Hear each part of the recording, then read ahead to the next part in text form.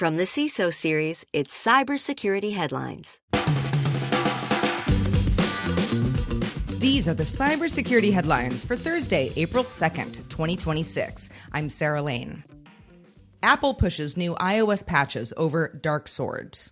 Apple told Wired it's releasing rare backported security patches for iOS 18 to protect users from the DarkSword hacking tool, which can silently compromise iPhones via infected websites, marking a shift from its usual policy of requiring updates to the latest OS.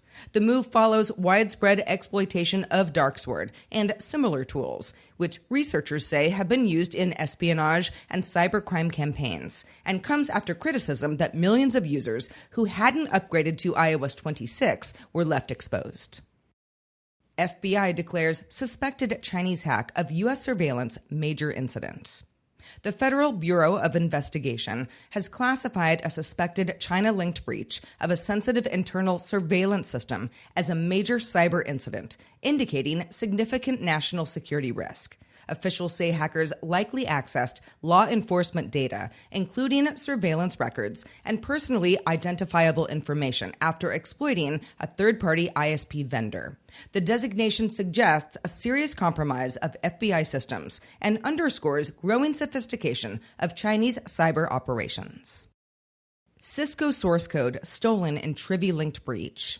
Cisco was breached after attackers used stolen credentials from the Trivy supply chain attack to access its internal development environment, exfiltrating source code from more than 300 GitHub repositories, including AI-related projects and customer data. The attack leveraged a malicious GitHub Actions plugin to steal credentials and AWS keys, enabling unauthorized activity across internal systems. Cisco has contained the incident and is rotating credentials. Researchers link the broader campaign to the Team PCP group, targeting developer ecosystems. Mercor hit by cyber attack tied to Light LLM. Mercor said it was hit by a supply chain attack tied to the compromised open source project Light LLM, which was linked to that group known as Team PCP. The incident may also connect to claims by extortion group Lapsus, which says it accessed Mercor data, with samples showing Slack and internal platform content. Mercor says it contained the breach and is investigating with third-party forensics, but it's still unclear how data was obtained or how many companies have been affected. Huge thanks to our sponsor, ThreatLocker.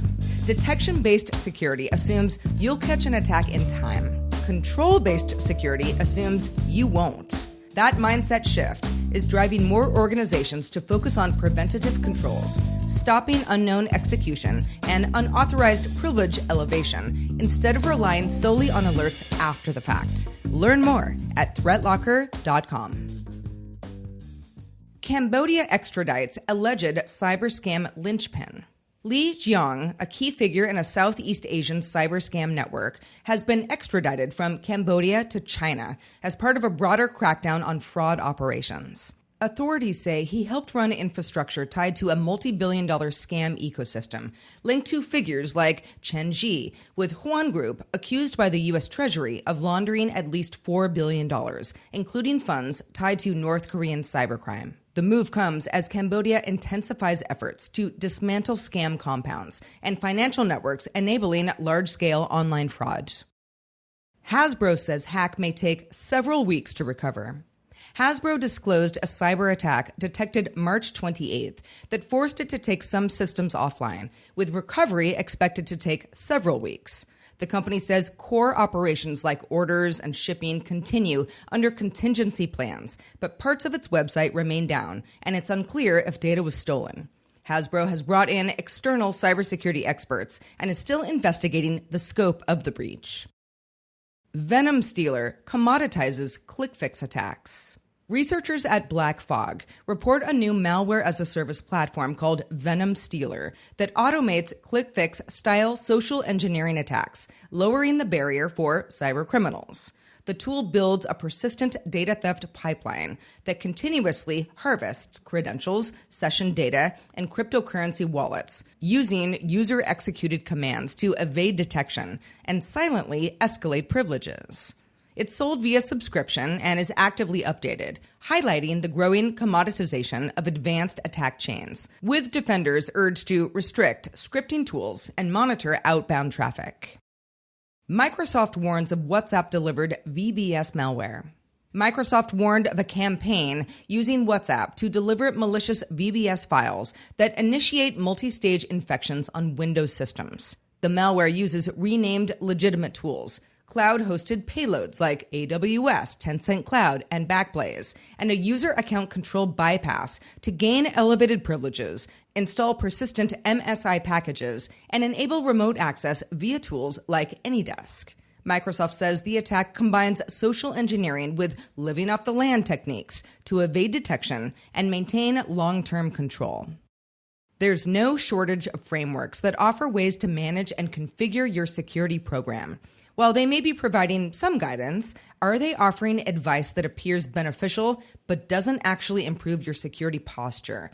That is what we're trying to answer on this week's episode of Defense in Depth. Look for that episode, How to Be Less Busy and More Effective in Cyber, wherever you get your podcasts. If you have some thoughts on the news from today or about our show in general, be sure to reach out to us at feedback@cisoseries.com. We'd love to hear from you. I am Sarah Lane, reporting for the CISO series. Stay classy and safe out there.